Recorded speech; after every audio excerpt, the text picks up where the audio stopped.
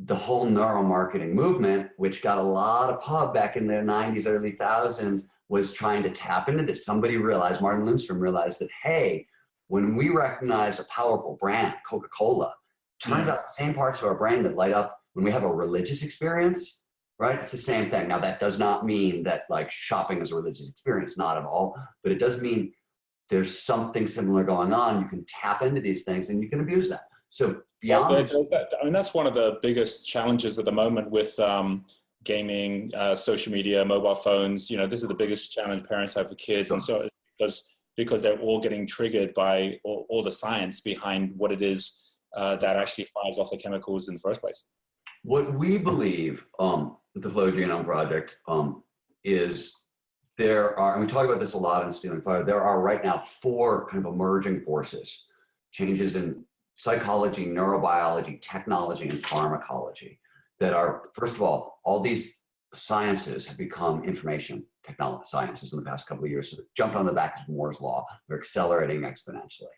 This, what we're hoping, you know, and what we're lobbying for is a middle path between, because what we've done so far is, you know, people show up, they discover this stuff, it starts out great. Ken Kesey sneaks LSD out of a Stanford research lab, right? And all is well in Palo Alto, and pretty soon tie-dye hell is broken loose all over the place, right?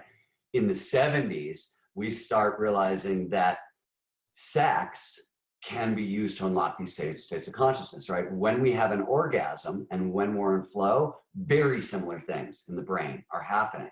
And when, more specifically, and there's tons of research backing this up, kinky sex really drives people into flow. In the BDSM community, they have specific terms for the flow states produced by, and so there's a lot of research around this. In the 70s, they stumbled on this, right? Oh my God, sex is liberation, it's gonna, and the end result of that is spiking rates of marital dissatisfaction and divorce, right? Like, that doesn't always work so well. What we're hoping is that, one, the amount of information we're getting now is so exquisite, right? We can map and measure what's happening in our bodies and brains when we're experiencing the inexplicable. We can get these states on demand. We can get them at scale. And this allows us to do a lot. We can cut out the middleman, first of all, right? Because we can access these things ourselves. But what it really is we're starting to see we have choices. And that, let me give you a great example. Let's take a trauma.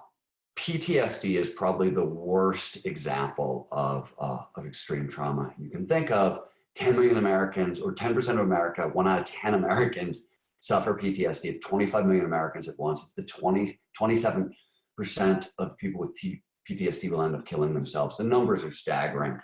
And over the past 3 to 4 years, there have been 3 different really critical sets of studies that have looked at 3 non-ordinary states of consciousness to treat the condition. The first was psychedelic research, right? They used MDMA on victims of child abuse, sexual abuse, and war trauma. This was done with MAPS and a psychologist named Michael Mithoefer. And they found 1 to 3 sessions of MDMA therapy was enough to significantly decrease or totally erase symptoms of PTSD. Amazing result. The early work was done almost 4 years ago, and the effects appear to be lasting. It was so good that MDMA therapy for PTSD is now into phase 3 trials in the United States, which means, right, FDA approval. It's about to go wide soon. We'll be able to get this as a medicine. And the FDA has said, oh, well, that's so powerful. Let's start studying MDMA for treatment of anxiety and depression. So really powerful treatment of trauma. A couple years after that, they redid the experiment. This time, instead of using a psychedelic substance, they replaced it with surfing. Surfing as a trigger for flow, very powerful flow trigger, and talk therapy. Same protocol. They put over 1,000 soldiers, Camp Pendleton, through this protocol, and they find after 5 weeks, you can get the same result. So a significant decrease or total erasure of PTSD symptoms. They redid it a couple years later with meditation, using mantra meditation, TM. And they found 4 weeks of mantra meditation produced the same results. So what I mean by, we now have options, right? And we understand these options. We understand why with the surfing, meditation, and psychedelics, and they've all managed to, tackle one of our worst challenges from a psychological standpoint, The difference is time and risk. How much risk are you willing to take, right? So you still have to take a psychedelic if you want it really, really quick, right? So short time span, higher risk.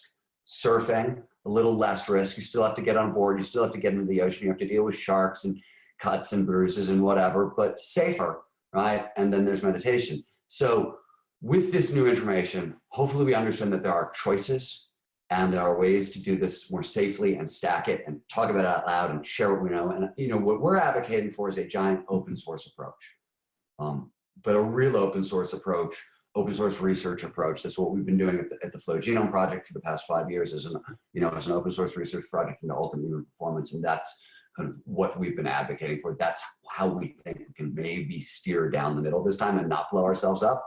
But on a certain level, addiction management, which is a horrible thing to say, is part of the game. But the other thing is that nobody wants to talk about is, first of all, we have an urge towards intoxication, right? And secondly, almost everything we do, what we call a habit, we're getting addicted to feelings, right? Things that, and then we're laying that down. We sort of function by addiction. We have different names for it. Yeah. That's sort of how we're wired. So what we're just saying is, okay, if this is how we're wired, let's have, enough cognitive literacy to understand that and use it for our own benefit instead of getting, run over by it. If what you've heard on Flow Research Collective Radio has been helpful, please consider doing us a solid and leaving us a review on Apple Podcasts, Spotify, or wherever you are listening to this. Reviews help us connect to a wider audience so we can get these peak performance principles out to more people.